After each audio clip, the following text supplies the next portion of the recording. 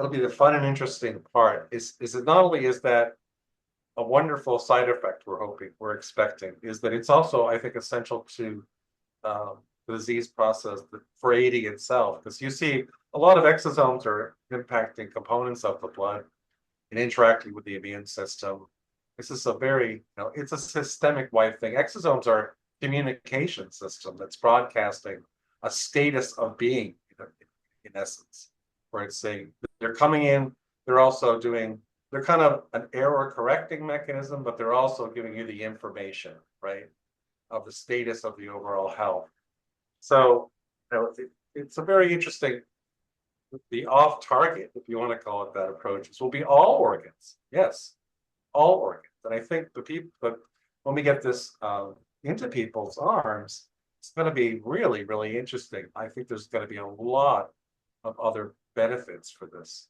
And I think generalized health, it's going to just snowball the effect, because as other tissues and organs, and I'll talk a little bit about this, is, what we've seen in studies and what we hope to see even in our model is epigenetic reprogramming. Right, so you're returning to a more youthful state. And as this occurs, the exosomes, the cells that have been reprogrammed, are sending out the youthful signal, right? The whole mechanism kind of reboots. So senescent cells that have accumulated now are the immune system's rebooting. They're being targeted. All the mechanisms of Healthspan that has lasted from age 18 to 60 years old, the default state is we're going back to.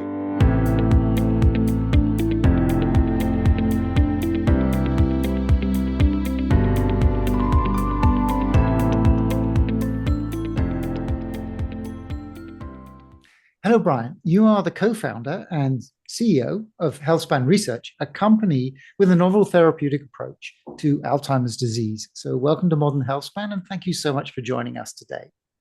Well, thank you, Richard. It's good to be here. I'm excited about talking about our new company. Excellent. Thank you. So, Brian, speaking of the company, what got you to set up the company? I mean, what is your thinking as to the problem that you need to solve?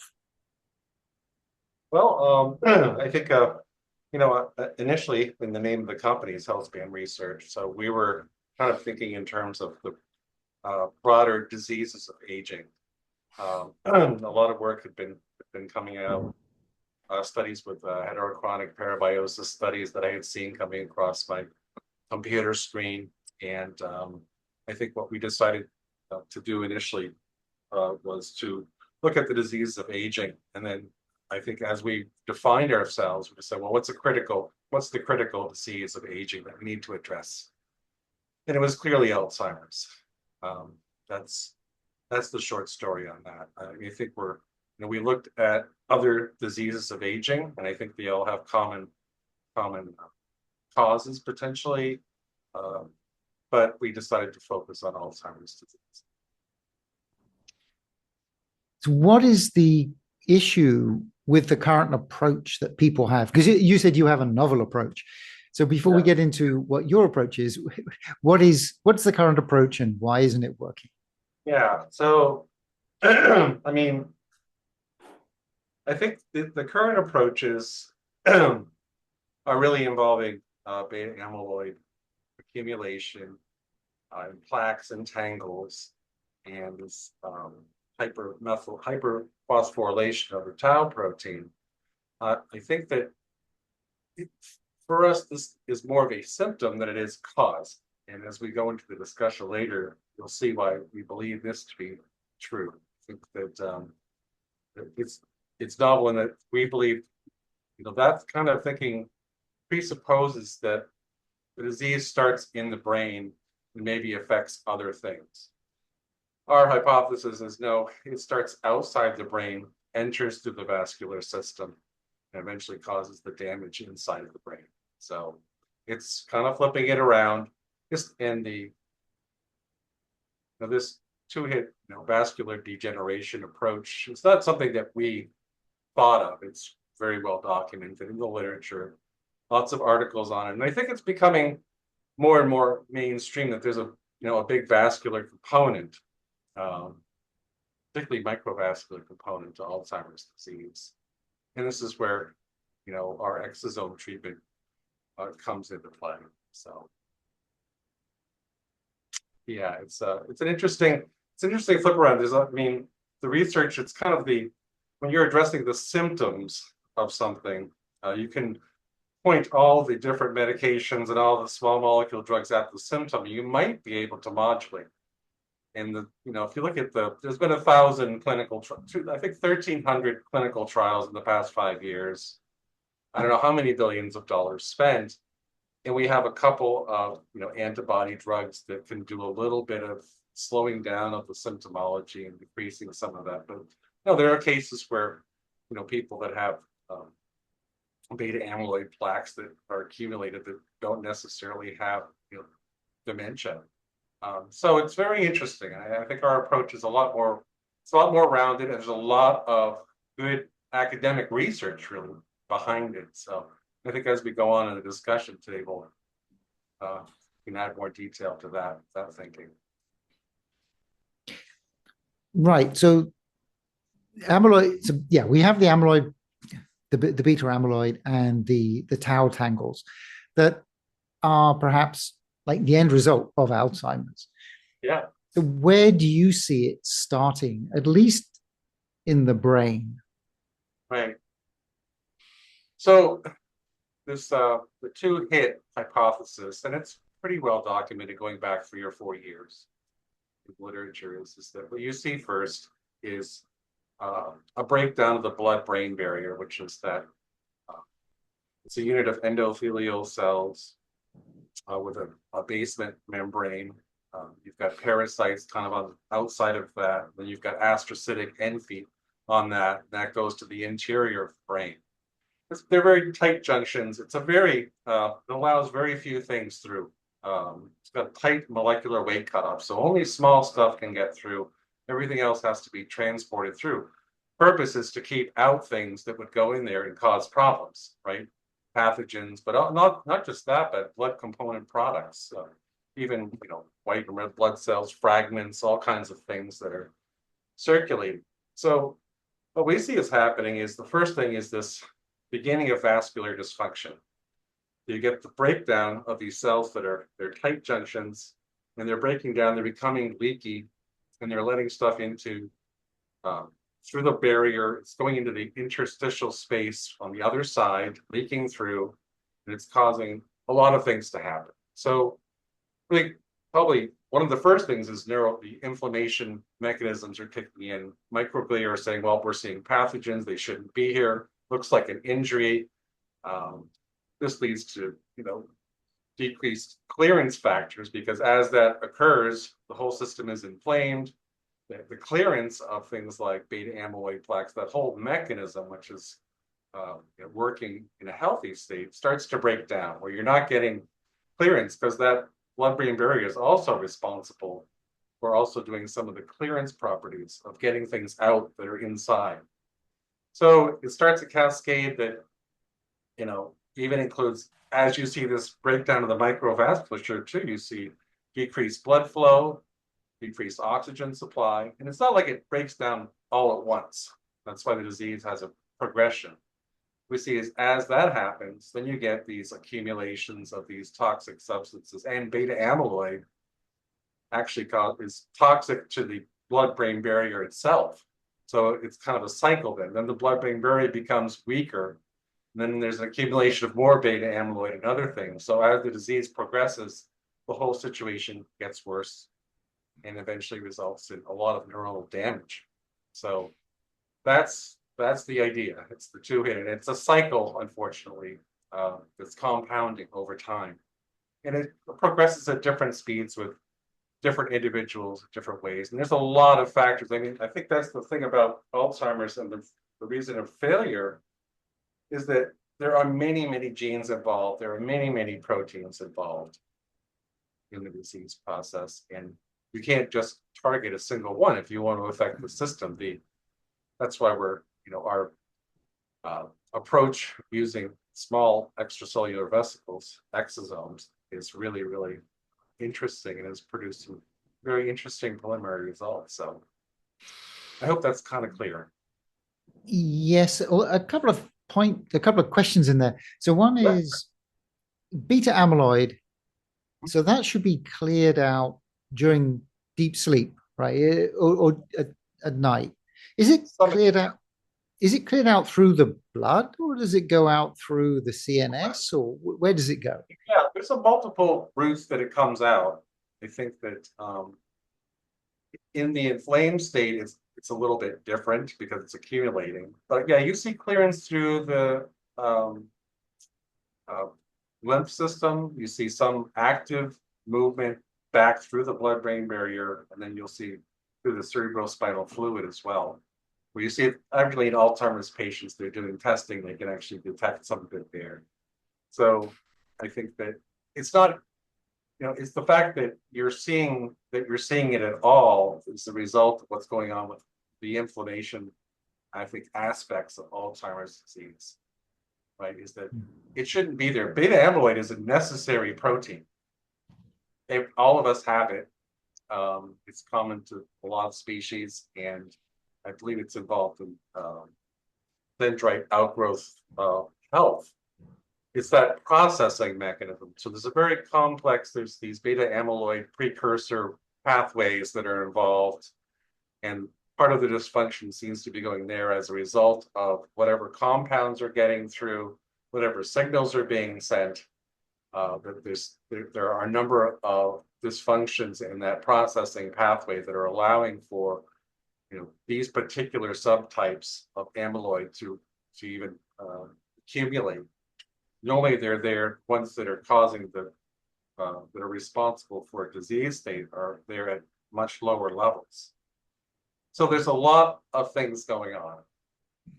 But no, you're right. There are multiple paths for clearance of beta amyloid in a healthy individual. Right, and they're not working. So the other thing is the blood flow gets restricted. So I believe that's more maybe vascular dementia, but I think it's also true in Alzheimer's. So you're not getting enough oxygen and you're not getting enough fuel. Right. Is that part of the same process, or is it like a separate thing that's happening because of the inflammation in the endothelial cells? Well, I think it's part of the overall picture. And so I was just read an interesting paper that showed that people with moderate to severe dementia are actually almost constantly hyperventilating. It was a very interesting paper trying to compensate for the decreased blood oxygen levels in the brain, right? And sending signals to say we need more oxygen. And it's common. I mean, there are a lot of common factors with dementias across the board. I mean, you've got vascular dementia as a defined disease, right? But typically, though, you know, a lot more prevalent in the older population. And in some aspects, a little bit hard to differentiate between that and Alzheimer's and other types of dementia. But I think there's a vascular component to all of this that's in common, for sure. And there's a lot in the literature that I think substantiate that as well. Right. So we got this inflammation and this restricted blood flow. So how are you proposing to kind of address this? So you mentioned a couple of times exosomes. So Yes. yeah, so can you talk a bit more about how you're going to be using these exosomes? Right. So I'll just give a quick overview of our, our first approach. So, based on a lot of background literature, honestly, including, I got very excited with the work of Dr. Katcher, of course. It was very inspiring. But there's a lot of other literature, a lot of good publications that were showing that exosomes had a lot of beneficial effects on different tissues. Sometimes less so in the brain, but very, very tense effects on different organs. And so we decided to say, well, look, you know, initially we were looking at what are the factors in serum that are responsible for, causing, beneficial effects across different tissues. After reviewing the literature thoroughly, it was like, well, it's very clearly it's is these exosomes or small extracellular vesicles. If you couple that with the studies that were done looking at heterochronic parabiosis, the factor there, I mean, there were other factors, but it looks like the driving factor in a lot of this is exosomes that are derived from younger animals. Right? So there's a whole bunch of mouse studies, which is the work that Dr. Catcher did and others that showed that if you take these, if you can isolate these exosomes and get them at sufficient concentration and inject them into older animals, you see beneficial effects across the board, multiple tissues, multiple organs, including the brain. So we decided to say, well, look, we're looking at Alzheimer's disease. Let's build a simple model looking at endothelial cells, and let's take some exosomes from young humans and some from old humans, and we will incubate those, design the experiment, put it together, and that's, got some very, very interesting results already. I think that, but that's the basis of what we're doing. We believe that we can develop this into a therapeutic modality. That's the exosomes derived from a young donor demographic are going to be our first product to market, we're hoping, so to speak. Something I've been really digging into recently is how we can protect our DNA as we get older. And there has been some fascinating research coming out of Australia about magnesium. They found that when we're low on magnesium, it leaves our DNA more vulnerable to damage. Meanwhile, up to 80% of us are walking around with low magnesium levels. To maintain optimal levels, I supplement with magnesium, and I specifically choose Magnesium Breakthrough by BiOptimizers. What sets it apart is its comprehensive formula, containing all 7 highly bioavailable forms. And while the magnesium is protecting my DNA, I've also noticed I'm sleeping better, feeling less stressed, getting better recovery after workouts, and have more energy. If you want to try out Magnesium Breakthrough, they have a 365-day money-back guarantee. And by visiting bioptimizers.com/modern and using the code MODERN10, you will get a 10% discount. If you subscribe, not only will you get amazing discounts and free gifts, you will make sure your monthly supply is guaranteed. And so how would you deliver these? I mean, are you thinking injections? Have you thought about the quantity you would require? Would an injection work, or would it need to be like an infusion? Well, so there are a few certainly details to be worked out in the delivery system. I think that we have to get them at a sufficient concentration, and obviously we don't know what that concentration is going to have to be. Kind of based on what we're seeing, it's roughly equivalent to the amount of exosomes that are, there's about, it depends on age and disease state, but say 10 to the 12 exosomes per milliliter of blood. So I think, our kind of general idea is that we're going to need to match something like that that's been seen to work in other studies. How do you get them? So that was part of what, when I looked out there and said, well, we've got finished a complete survey of all the possible ways that you can do this. And my background is in nanoparticle science and nucleic acid isolation chemistries, and did that in biotech for a number of years. I said, well, I think there's better ways that we can do this, more efficient ways. So I can take a liter of plasma and isolate the exosomes out of it inexpensively and quickly, preserve the properties of them, most important.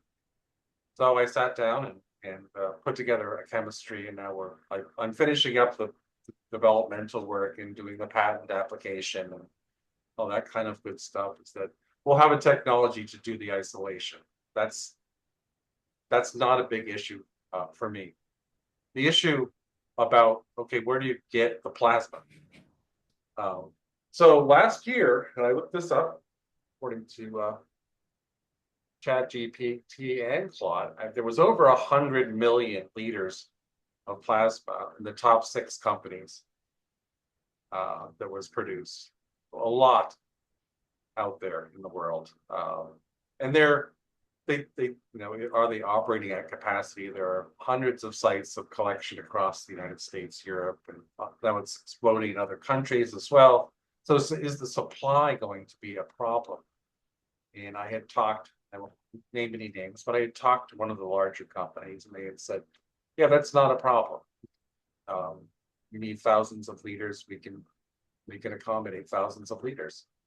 I was like, okay, great. That's, we may not, there's other parts of it too that are interesting because of all these millions of liters that are being generated. A lot of times they're taking out like the IgG fraction, they're taking out platelets. And I think we're going to open talks as well. What are they doing after they've removed the stuff they want? The stuff that we want might still be there. So it kind of opens up a market to, they might see it or as a waste product, where we might see it as a raw material. So there's some interesting aspects to this. But I mean, and I think there are other models too. But I think initially we should be able to have enough supply, and system that I've developed is scalable to 10,000 liter scale. It's just a matter of equipment scale up. So those pieces together, you really, what you get to is, okay, so you're getting plasma from thousands of people. How do and they're all 18 to 25 years old. How do you characterize it? So, I mean, the first step I learned working in an IVD environment for a long time, and it's an FDA requirement anyway, is it has to be safety, and then safety some more, as far as looking at, okay,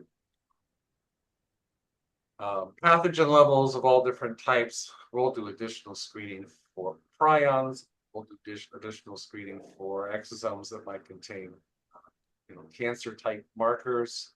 There'll be additional screenings, but by making, I think, larger or defining batch sizes and things like that, it'll be a manageable stuff. Something that I've done before, honestly, and looked at. So there's no rocket surgery involved. But the other part of it, of course, will be the characterization.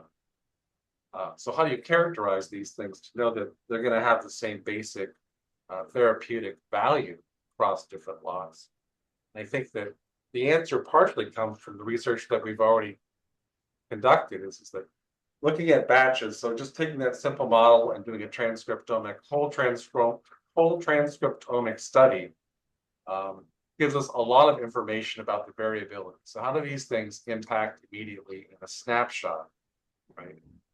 How do the exosomes cause transcriptomic changes immediately? That's going to be part of the metric of defining it. I think we can break it down then into a series of assays that are going to be fairly low cost, but should give us good definition on what the product looks like going from lot to lot. And there's going to be more discussions as we gain more critical mass, I think, company, to making sure that we can deliver these things. They're consistent, a consistent product that keeps coming out. It'll be very interesting. So you said 18 to 25.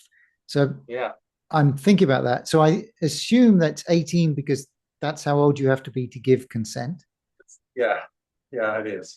I mean, 18 to 25 is kind of the equivalent of where the mouse studies, I think it was 2 to 3 months or something. But, not just into adulthood. I don't think we want anything younger than 18. There might be other types of factors involved that, we don't know. I think we had to make a cutoff. You can't really get plasma from people younger than that.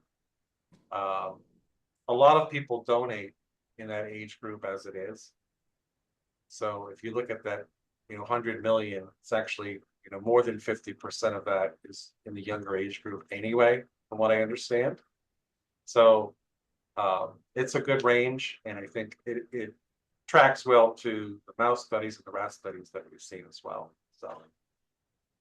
So this is for AD. So you're planning to put it into the brain, or it would go systemically? Right. So, yeah, I think that it'll probably be the same type of infusion. It could be that we'll see what the concentration looks like. But I mean, I could concentrate it to levels where I can get it down to, a dose would be 10 mLs. So maybe one or two injections. But it could be, it would be interesting to, there's a lot of work going on about just removal of um, blood volume serum, right? I think that's a little, I don't think we're going to have to go there. It's complicated. You've got to do plasmapheresis before you do injection. I don't think that's a path we want to go down. I think it would be initially, we've got a lot of stuff to determine. We will do, we'll talk about this a little bit as animal model testing. But I think that, yeah, it'll be an injection of 5 or 10 mLs. And, we're going to base it on what we've seen and what we find out probably uh, in our animal model studies, as well as what's been seen in the literature. So it's not going to be a big, sit there with a liter of stuff hanging there for a long time. I think it's going to be pretty minimally invasive, honestly. And that's what we're hoping. I mean, concentration is really not the issue. I think as long as you're doing it appropriately and you've done your homework and are doing good quality control across it, I think we can get these up to orders of magnitude concentration. So that's orders of magnitude less than volume. So Right. And you're targeting AD really because it's a very prevalent disease, right. and you need to target a disease because of the FDA. Yes. But it should really produce, we would hope, systemic rejuvenation. Well, I think that'll be the you know um, that'll be the fun and interesting part. Is it not only is that a wonderful side effect we're expecting, is that it's also, I think, essential to the disease process for AD itself, because you see a lot of exosomes are impacting components of the blood and interacting with the immune system. This is a very, it's a systemic wide thing. Exosomes are communication system that's broadcasting a status of being, in essence, where it's saying they're coming in, they're also doing, they're kind of an error correcting mechanism, but they're also giving you the information, right, of the status of the overall health. So, it's a very interesting, the off target, if you want to call it that approach, will be all organs. Yes, all organs. And I think but when we get this into people's arms, it's going to be really, really interesting. I think there's going to be a lot of other benefits for this. And I think generalized health, is going to just snowball the effect, because as other tissues and organs, and I'll talk a little bit about this, is, what we've seen in studies and what we hope to see even in our model is epigenetic reprogramming. And so you're returning to a more youthful state. And as this occurs, the exosomes, the cells that have been reprogrammed, are sending out the youthful signal, right? The whole mechanism kind of reboots. So senescent cells that have accumulated now are the immune system's rebooting. They're being targeted. All the mechanisms of health span that has lasted from age 18 to 60 years old, the default state is we're going back to. So yeah, there's going to be, I think, some tremendously interesting off-target stuff. But yes, we have to target a disease to get approval for, the FDA, and certainly, but yeah, I think pretty rapidly it'll become. It should become evident this is going to be exciting for a whole bunch of other diseases. Well, So you've done some in vitro studies, and what have you seen with the young exosomes in that? So what we did is, I've mentioned a little bit before, is a whole transcriptomic analysis where we looked at where we were using a normal 38-year-old human brain endothelial cells, and we incubated them with old serum and young serum, so 18 to 25, 65 to 72. did the transcriptomic study, and you know, so I won't go into the details of the exact genes, but I think so. Different genes regarding tight junction regulation, some important ones, were upregulated in the younger ones versus the older ones. So we're looking at, even though these things weren't, a really perfect, obviously, blood-brain barrier model, is that we did see the genes that we would have liked to have seen being upregulated as far as tight junction proteins. The inflammatory markers that we saw reduction in the two groups from the young to the old. We're looking at protein transport protein functions in those groups and those pathways were upregulated in the young versus the old. And I think the modulation of what looks more like a normal state of interaction between the endothelial cells and what would be a parasite layer, those pathways too, all seem to be closer to the normal state in younger, at least according to our comparisons through the literature. So a lot of the things that we're hoping to see, even in this simple model, we were able to see that the potential for restoring the blood-brain barrier integrity. Obviously, we need a little more sophisticated model to explore that more thoroughly, and that's in the works. But it was really, really encouraging stuff. I think what was a little discouraging was the effects that we saw in the older blood, how profound they were as far as things like, I didn't mention is I left out something very important, which was mitochondrial function. In the younger, in the experiments we did with the younger serum, we saw all kinds of markers for mitochondrial function that should have been upregulated.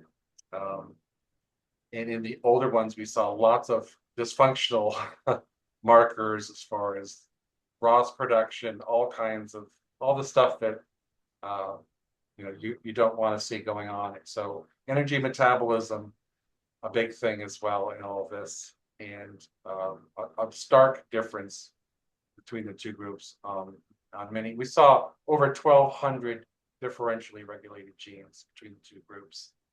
And so there's a lot of mining. We're still actually going through the data at this point, but very stark differences and very encouraging to see that the young model was lining up with what would be considered a healthy model versus a lot of stuff, not good stuff happening on the other end with the older cells, with the older serum on the endothelial cells. So that's where we're at now. So thinking about the approval process, so if you're going to need to, so you're working on Alzheimer's for approval purposes, but blood products are different from small molecules in the way the FDA thinks about them. Is that correct? And how do you see the approval process with the FDA going? Well, that's going to be interesting. I think we're having worked in the FDA environment, but not having tried to move a product through FDA approval is a completely different animal. And normally this process can take 10 years and cost a fortune. I think one of the things we have going for us is the absolute dire need, unfortunately. So there's really, I think a lot of the potential Alzheimer's treatments of any kind are getting fast track in the FDA. So it would cut that down by as much as 5 years. I think it's going to be the aspect of this being, when you think about it, and it'll be in the discussions, sometimes the FDA looks at blood-derived products a little bit differently, but in general, it's the same hoops that we have to go through as if it was a small molecule drug. We're going to have those discussions, I think, because if you look at if you look at what we're doing, we're taking exosomes out of the blood of healthy young people. We're determining this by screening this blood very heavily. You know, the danger factor is probably no higher than getting a blood transfusion if you had surgery or a couple of blood transfusions. So you'd be getting, you know, in some ways, I'm, with my emphasis, on safety, it could be a lot safer, right? So we're not manipulating the exosomes at this point. That'll be product number two. But at this point, no, these are just exosomes purified from healthy individuals. And so the discussions will be very interesting. And we're certainly going to be bringing some people into, that have been down the path because it's a complex path. Alternatively, I think, we'd be looking at going to other regulatory bodies outside of the United States. There's a pathway. Japan actually has a very active pathway. What's it like? Pronunciation is Sakigake, and it's a regenerative medicine framework. And they do approvals a lot sooner if you can show, it's like phase 2 clinical, you can show some results. You can actually then get it out a lot quicker into a lot more people if you're seeing some interesting results. It's more like a 3 to 4 year time frame. And there are other countries too. Certainly, South Korea has similar programs. Australia, Singapore has some. I think that well, it'll be an interesting path, and you never know. I mean, there's other discussions to be had about, there are some things happening in various Caribbean countries and the Cayman Islands and places like that, Bahamas, and where, there might be interested parties that would be wanting to look at this sooner if we can get some preliminary results. So a lot going on. Yeah, I I mean, pick up what Liz Parrish, right, mm, was saying, BioViva. It's you can't, if the FDA says you're going to have to do $10 million in rat studies and come back and see us in 3 years, that's not an acceptable answer, right? So we may have to get creative. yeah, I was thinking about that. I mean, actually, blood transfusions are like approved. And Yeah, what you're doing is you're just doing a subset of an approved thing, although it's yeah, true that the dosage is different of the particular thing you're using. But it certainly seems much safer than like gene therapies that people are willing to take. Uh, yeah, yeah. I, Oh, I mean, I think, and also, I mean, part of the issue with the gene therapies is the price, right? yeah, It's just so expensive. If they were cheaper, I suspect other people would be willing to take the risk. So it's not so much the risk, it's the price. So if your solution was cheaper and safer, yeah. then yeah, We don't. That's part of it. I don't know, based on the estimates that I've gotten, you know, some, for the cost of plasma, it's a little bit hard to see what the final cost for a dose. It's not going, unfortunately, it won't be that cheap. It's not going to be to the moon expensive, yeah, but plasma is kind of expensive. What I can do on my side is make the chemistry very efficient. Um, and yeah, I thought about that too in terms of, well, we're just taking the component out of blood. It's the same as platelets or IgGs. Well, these are pretty heavily regulated as well. I think that, you know, but it'll be a component of the discussion we'll need to have with them when we go to talk to people. We're, you know, putting together a team to go talk to them. Is, hey, there's a big component that shows that, well, we're starting from a point of a pretty good level of safety. There's going to be nothing there that wouldn't be in blood. I'm not adding anything using my isolation chemistry. I'm subtracting things. I think the issue would be is, if you had, you know, peptides or protein fragments or things like that. And this is why I wanted to develop my own process, is that I want to be exosomes to be extremely purified without damaging, so that I can remove all the types of contaminants. but it's not an expensive process, honestly. Um, so that's good news. But yeah, it'll be interesting to see how conversation goes with the FDA and those discussions beforehand. And I think it'll be a part of what, you know, where we are today, is bringing people on, having discussions with people, and putting together a picture. We obviously we're three people right now. We need to build our team out. Um, so that that hopefully answers that question partially. It's kind of a we'll find out. Yes. Yeah.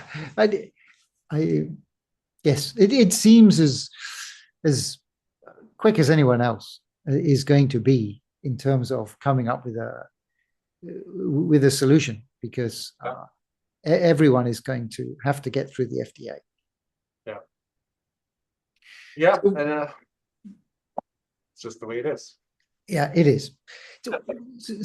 So what are the next steps for yourself and your company? Yeah, so like I said, I've been finishing up work here, making the isolation chemistry. Really, it's a prototype. So I've been bringing in some plasma um, and mucking about with that, getting the process defined so that I can finish writing the patent, and that'll be in place pretty soon. Um, you know, we're we talked about this the other day. Was that we weren't really in stealth mode. We just weren't talking to anybody. So, um, but we're emerging from stealth mode. I think um, is that we put up our website. There's a little bit of information there. It's just h-spanresearch.com, and so we're trying to get the message out to people. And like I mentioned before, we're looking at you know putting our critical mass together, right? Developing some critical mass. We're three people. We need to bring in some collaborators. We're in talks with a few different people, other researchers. We've got some research consultants we're trying to bring into the team, and other interested parties. We're really open to discussing this with anybody who wants to listen. Um, on the business side, I think obviously all of this is there's a direct correlation between the amount of funding that you get and how fast you can proceed, right?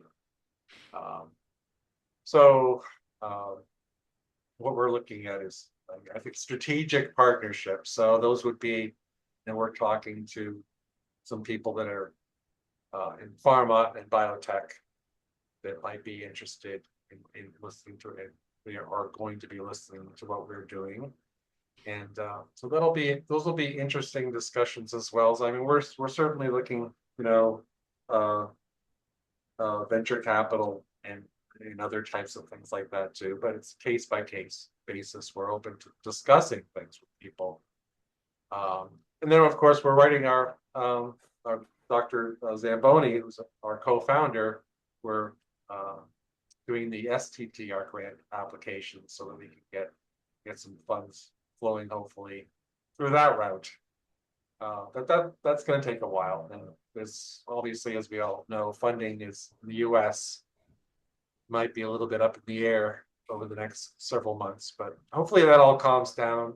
And so these things combined, there's a lot of stuff going on. I'll continue to do some work here.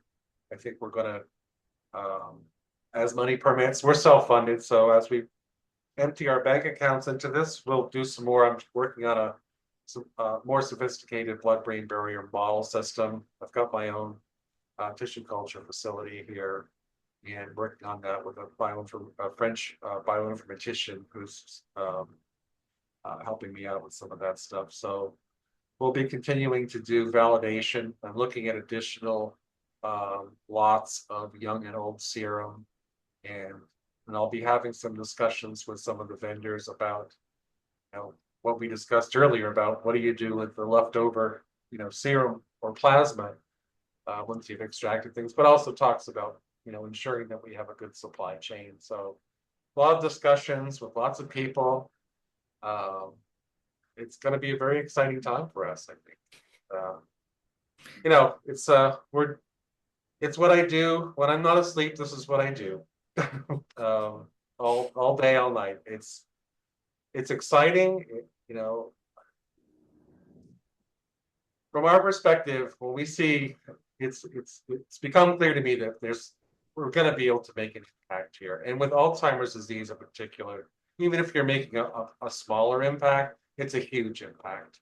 But I think we're looking at stopping the disease in its tracks, and potentially reversing it. And then, if we can come close to that goal, it's just tremendously exciting and rewarding stuff.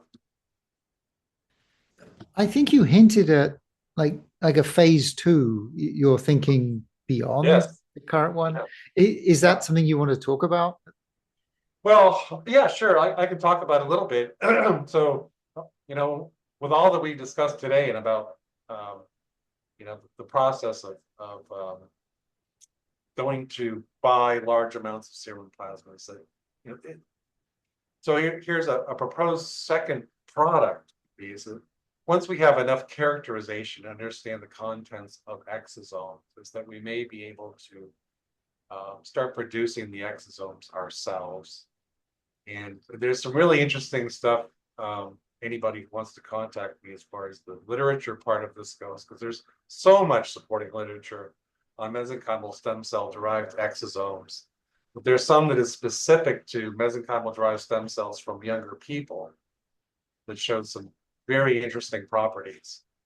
So the potential exists to do manipulation of the genomes of a host cell system. So a tissue culture type of system. So maybe you're growing really doesn't kind of mesenchymal stem cells from endothelial cells, but you've immortalized them through various methods, safe methods.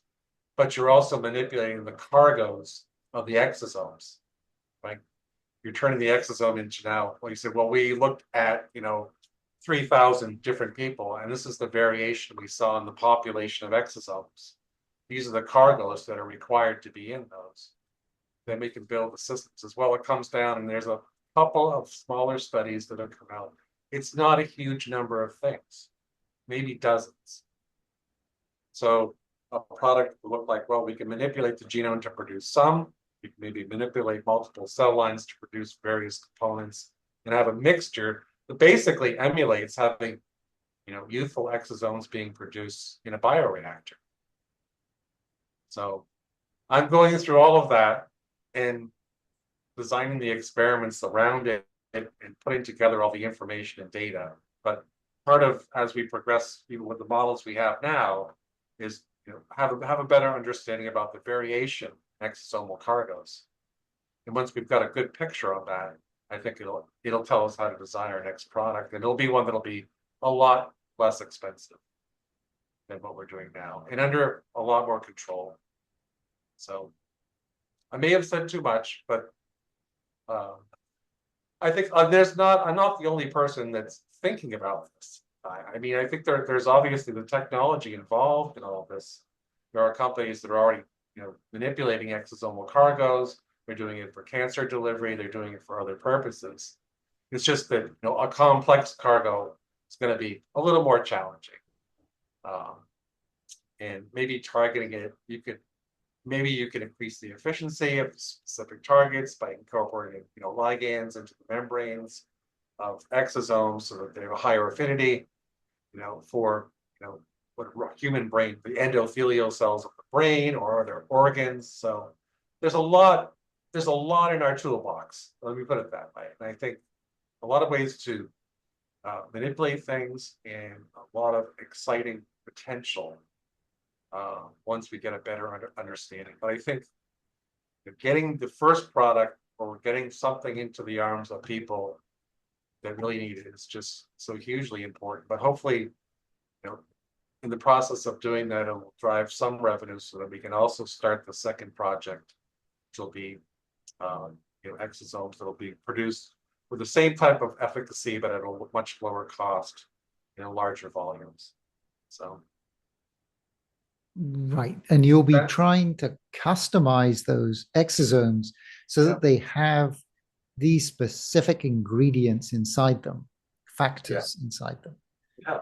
So you look at what's inside of exosomes, a lot of things, 5,000 things at least. But really, they broke it down. So there's microRNA, there's long non-coding RNA, which control epigenetics.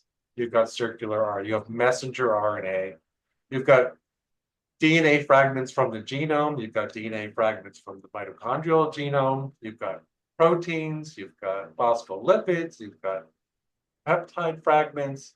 It's a complex mixture. When the cell, the cell creates these very intentionally. Here's all the information, and here is, like I said, this is all the information of the current state, plus to be considered by other cells that are neighboring or even further away.